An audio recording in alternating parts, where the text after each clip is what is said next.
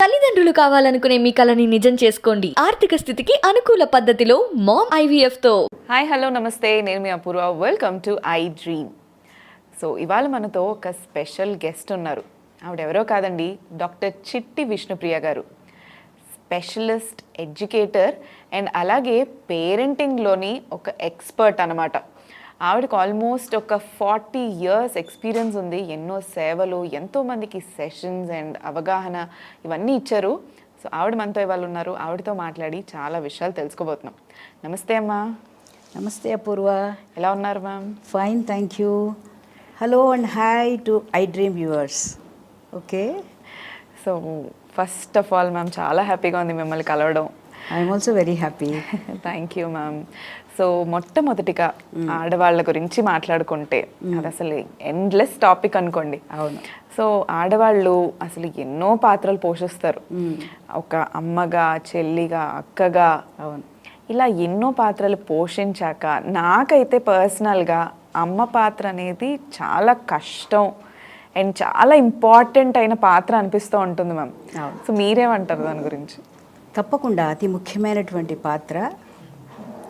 ప్రతి వ్యక్తి జీవితంలోనూ అమ్మ అనంగానే ఆ తీయదనం, కమ్మదనం, ప్రేమ, అన్కండిషనల్ లవ్ ఇవన్నీ వస్తాయి అపూర్వ. కానీ నాకు మీరు అమ్మ అనంగానే ఒక మంచి కథ జ్ఞాపకం వస్తుంది. అవునా? ఓకే. అంటే ఈ అమ్మతనం అనేటువంటిది ఇట్ ఈజ్ యూనివర్సల్. ఈవెన్ జంతువుల్లో కూడా ఇది ఉంటుంది. మనం గమనిస్తే కుక్క, పిల్లి, ఆవు, ఏ జంతువైనా తీసుకోండి, ఎంతో ప్రేమగా పిల్లల్ని పెంచుతుంది, పెద్ద చేస్తుంది. పిల్లలు పెద్ద అయ్యాక వెళ్ళిపోతుంది. మనసుకు హత్తుకునేటువంటి విషయం ఏమిటంటే ఆ పిల్లల మీద ఆ తల్లి ఆధారపడదు, వెళ్ళిపోతుంది. అటువంటి ఒక కథని చెప్తాను. మన ఐ డ్రీమ్ వ్యూవర్స్కి నచ్చుతుంది అని కూడా నేను అనుకుంటున్నాను. తప్పకుండా మ్యామ్. ఒక పుణ్యకోఠి అని ఒక ఆవు ఉంది. దాని పేరు పుణ్యకోఠి. దాని కొమ్ములు చాలా షార్ప్గా ఉంటాయి, ఒక 2 అడుగులు ఎత్తు ఉంటాయి. చాలా పెద్ద ఆవు, ఒంగోలు ఆవులు ఉంటాయి చూసారా, అటువంటి ఆవు అన్నమాట. దిట్టమైన, మంచి దిట్టమైన ఆవు, వయసులో ఉన్నటువంటి ఆవు, బాగా 3-4 లీటర్ల పాలు ఇచ్చేటువంటి ఆవు. యజమాని దగ్గర ఒక 40-50 ఆవులతో పాటు ఇది కూడా ఉంటుంది. ఈ యజమాని ఒక చిన్న గ్రామంలో ఉంటారు. ఆ గ్రామానికి అంటి పెట్టుకుని ఒక చిన్న చిట్టి అడవి ఉంటుంది.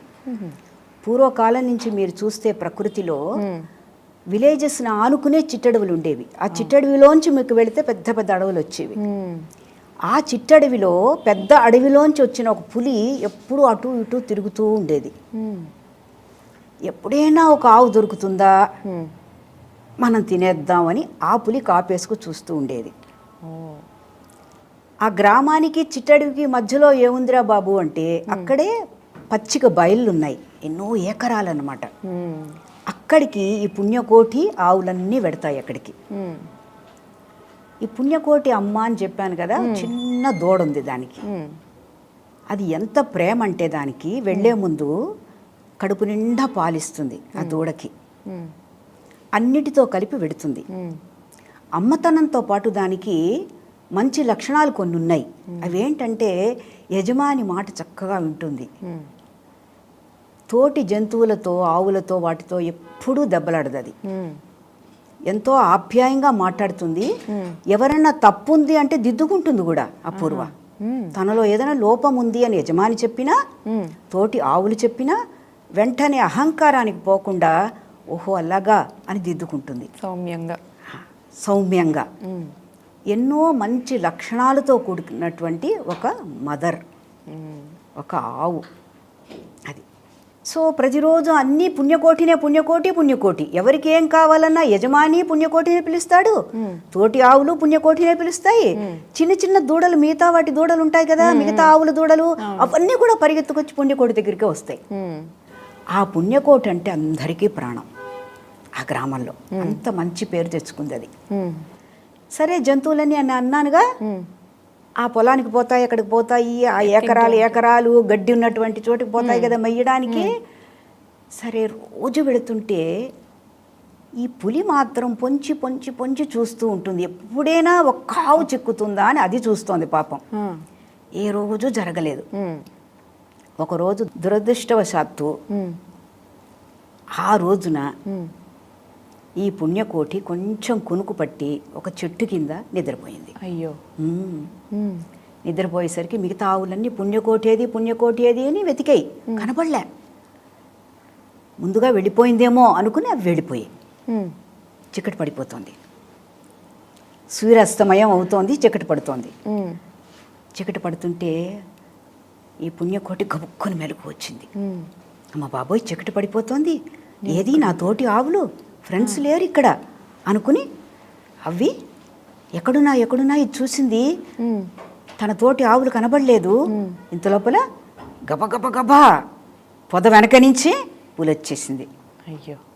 అది అరిచింది చూడు, గాండ్రించింది చూడు, పుణ్యకేటికి ఒళ్ళంతా ఇలా ఉనికిపోయిందనమాట.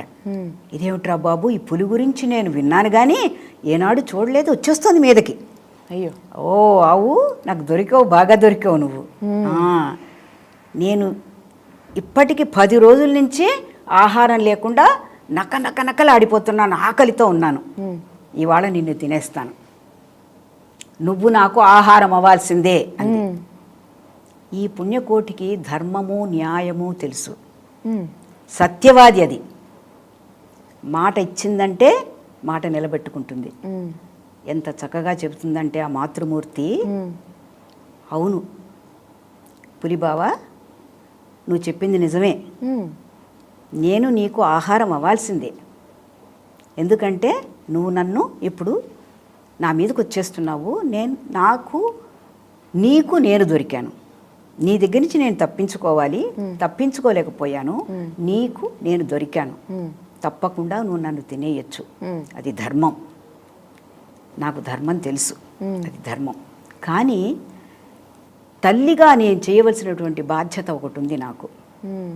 నాకు చిన్న దూడ ఉంది, దానికి ప్రపంచకం ఇంకా తెలియదు పాపం, ఏమీ తెలియదు దానికి, అమాయకురాలది. దానికి మంచి చెడు, ఈ జీవితంలో ఎటువంటి వారితో ఎలా మెలగాలి, ఎటువంటి వారికి దూరంగా ఉండాలి, తోటివారితో ఎలా మెలగాలి, ఎటువంటి ఆహారాన్ని తినాలి, తన్ను తాను ఎలా కాపాడుకోవాలి, ఎలా స్నేహంగా ఉండాలి, యజమానితో ఎలా ప్రవర్తించాలి అన్న, మనం అంటాం చూసావా ఈ రోజుల్లో లైఫ్ స్కిల్స్. అవును మ్యామ్. అవన్నీ నేను చెప్పాలి, మంచి చెడు చెప్పాలి నేను. కాబట్టి నువ్వు నాకు ఒక్క 10 నిమిషాలు సమయం ఇస్తే గబగబా ఎంత వేగంగా పెడతానో అంత వేగంగా నా బిడ్డకు నేను అన్నీ చెప్పుకుని ఆ బిడ్డని తోటి వారికి అప్పచెప్పి నీ దగ్గరకు వచ్చేస్తాను అంటుంది. పులికి ఆశ్చర్యం ఇస్తుంది. ఏమిటి ఇప్పుడు మనం ఈ రోజులు అంటూ ఉంటాం కదా, ఏం పువ్వు పెడుతున్నావా, క్యాబేజీ పెడుతున్నావా అని అడుగుతూ ఉంటాం. పిల్లలు మాట్లాడుకుంటుంటే వింటే పిల్లలు అంటారు, ఏం క్యాబేజీ పెడుతున్నావా, క్యాబేజీ పెడుతున్నావా, ఏమి నా చెవులో పువ్వు పెడదామని చూస్తున్నావా, నువ్వేమిటి పెడతావు మళ్ళీ వస్తావు, అప్పుడు నేను నిన్ను తినాలి. ఎక్కడన్నా జరుగుతుంది ఇది ఈ ప్రపంచకంలో? అది ఎక్కడన్నా ఉంది అలాగా? నువ్వు పారిపోవు, నీ గ్రామంలోకి నేను రాగలనా? నేను రాలేను కదూ. ఠాట్, అవన్నీ కుదరవు, ఇప్పుడే తినేస్తా అంటే మోకాళ్ళ మీద వంగి ఈ దండం పెడుతూ వేడుకుంటుందన్నమాట. నా మాట విను, నాకు సత్యవాది అని పేరు ఉంది మా గ్రామంలో. నేను ఒకసారి మాట ఇస్తే ఆ మాట నిలబెట్టుకుంటాను. ప్రాణం కన్నా నా మాట నాకు ముఖ్యం. రెండోది, నేను ఒక తల్లిని, తల్లి బాధ్యత తీర్చుకున్నానంటే ఐఎమ్ రెడీ టు డై అన్నట్టు చెప్తుందన్నమాట. ఎందుకో దీన్ని చూడగానే ఈ పులికి కొద్దిగా మనస్సు కరుగుతుంది. ఇదేదో సత్యం చెబుతున్నట్టే అనిపిస్తోంది. ఈ మొహంలో కూడా ఏదో దీనికి ఆ నిజము, ఆ మంచితనం ఈ మొహంలో కనిపిస్తున్నాయి ఏమిటి ఆవులో. పోన్లే ఒకసారి దీన్ని పంపించి చూద్దాం ఒక్కసారి అని దీని మనసు కరిగి, సరే నేను ఇక్కడే కూర్చుని ఉంటాను, నువ్వు వెళ్ళిపోయి అరగంటలో వచ్చేయాలి అంటుంది. తప్పకుండా వస్తాను నేను అని ఇది పరుగు పరుగు పరుగు పరుగున అపూర్వ ఎంత వేగంగా వెళ్ళిపోతుందంటే 5 నిమిషాల్లో ఆ గ్రామంలో ఉంటుంది. అది అప్పటికే గోలగోలగా ఉంది అక్కడంతా. ఏమిటి పుణ్యకోటి, ఏమైపోయింది పుణ్యకోటి, మన పుణ్యకోటికి ఏమొచ్చింది ఇబ్బంది, ఏమైపోయింది, ఎక్కడుంది. బిడ్డ అయితే ఏడుస్తోంది, అమ్మా అమ్మా అని. మన పిల్లలు ఎలా అమ్మా అమ్మ అని ఏడుస్తారో అది అంబా అంబా అంబా అంబా అని ఏడుస్తోంది. మిగతా ఆవులన్నీ దగ్గర చేరిపోయాయి. ఈ పుణ్యకోటి రొప్పుతూ రోజుకుంటూ వచ్చింది. ఫస్ట్ దూడ దగ్గరికి వెళ్ళింది, ప్రేమతో నిమిరింది, దాన్ని బాగా నాకింది, దగ్గరికి తీసుకుంది, కడుపు నిండా పాలిచ్చింది. ఒక్క మాట మాట్లాడలేదు అంతవరకు. అవన్నీ నిశ్చేష్టులై అందరూ చూస్తున్నారు. యజమాని కూడా బయటకు వచ్చేసాడు. కడుపు నిండా పాలు ఇచ్చాక దానికి మంచి బుద్ధులు నేర్పింది. తల్లి బాధ్యత మీరు అడిగాడు కదా, ఏంటమ్మా తల్లి యొక్క బాధ్యత అంటే, ఉగ్గుపాలతో మంచి నేర్పేటువంటిది తల్లే. బుద్ధులు అంటాం కదా, మంచి బుద్ధులు నేర్పేటువంటిది తల్లి. ఉగ్గుపాలు పోస్తూ తల్లి నేర్పుతుంది. అలాగే ఇది కూడా, నాన్న ఇటువంటి క్లిష్ట పరిస్థితి నాకు వచ్చింది, నేను ఒక పులికి మాట ఇచ్చాను, దానికి నేను ఆహారం అవ్వాలి, నేను వెళ్ళిపోవాలి అనగానే అన్ని ఆవులు గోల చేసాయి. అదేమిటి, ఎవరన్నా వెళ్తారా అలాగా? లేదు, తప్పు, నేను ఇచ్చిన మాటని తప్పను. ఎందుకు వచ్చానంటే నా బిడ్డకు మంచి చెప్పడానికి వచ్చాను అని అన్ని నీతులు చెప్తుంది. ఎలా స్నేహంగా ఉండాలో చెప్తుంది. వాళ్ళందరికీ దాన్ని అప్పచెప్పి అది వెనుదిరుగుతుంది. ఎంత వేగంగా వచ్చిందో అంత వేగంగా వెళ్ళిపోతుంది, అక్కడికి వెళుతుంది. ఆ పులి అలా ఎదురు చూస్తూ ఉంటుంది. ఇది పరుగున వెళ్ళి మళ్ళీ మోకాళ్ళ మీద అది కూర్చుని, నేను నీ దగ్గరకు వచ్చేసాను, అన్న మాట నిలబెట్టుకున్నాను, నన్ను తినేయచ్చు, నువ్వు నీ ధర్మాన్ని నువ్వు నెరవేర్చుకో, నా ధర్మాన్ని నేను చేసేసాను అంటుంది. అంత క్రూర మృగమైనటువంటి ఆ పులి కళ్ళల్లో కూడా నీళ్లు తిరుగుతాయి. తిరిగి, నీలాంటి నేను సాధు జంతువుని, సత్యవాదిని, నేను తిన్నానంటే చరిత్రలో నాకు చెడ్డ పేరు అలా నిలిచిపోతుంది. పుణ్యకోటి, ఎప్పటికీ నేను తినను, సంతోషంగా వెనక్కి వెళ్ళిపో. ఇంకొక 4 రోజులు ఆకలితో ఉన్నా నాకు పర్వాలేదు, కానీ ఇంకో జంతువు ఏదైనా వేటాడి చిట్టడవిలో తింటాను, కానీ నిన్ను మాత్రం తినను. నీలాంటి నేను సాధు జంతువుని, సత్యవాదిని నేను చూడలేదు. నీ దగ్గర నుంచి నేను ఎన్నో నేర్చుకున్నాను. నీ తల్లి ప్రేమ ఏమిటో నాకు అర్థమైంది, నువ్వు వెళ్ళిపో అంటుంది. అది వెనక్కి తిరిగి వచ్చేస్తుంది. సో ఈ మాతృత్వం అనేటువంటిది కేవలం మన మనుషుల మధ్యనే, తల్లుల మధ్యనే ఉండదు, జంతువుల్లో కూడా ఇది కనబడుతూ ఉంటుంది.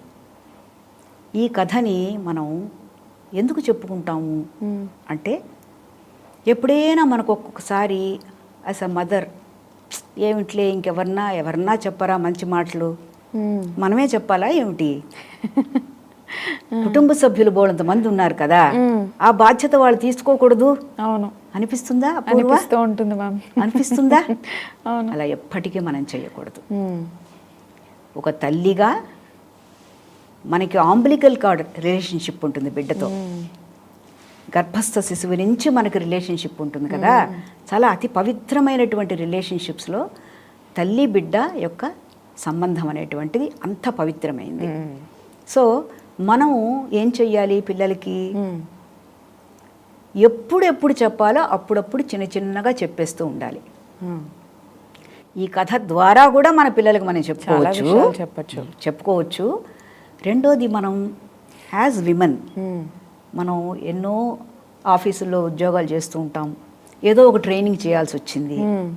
ఆ ట్రైనింగ్ స్టార్ట్ చేసే ముందు ఐస్ బ్రేకర్ అంటాం. అవును, ఐస్ బ్రేకర్ లాగా ఈ కథని చెప్పి దాని మీద ఒక చిన్న డిస్కషన్ పెట్టి, ఆ పుణ్యకోటి ఇచ్చినటువంటి లైఫ్ స్కిల్స్ ఏమిటో దాని మీద ఒక చిన్న డిస్కషన్ పెట్టుకుని అక్కడి నుంచి మనం ప్రోగ్రామ్ కూడా స్టార్ట్ చేసుకోవచ్చు. Wow ma'am.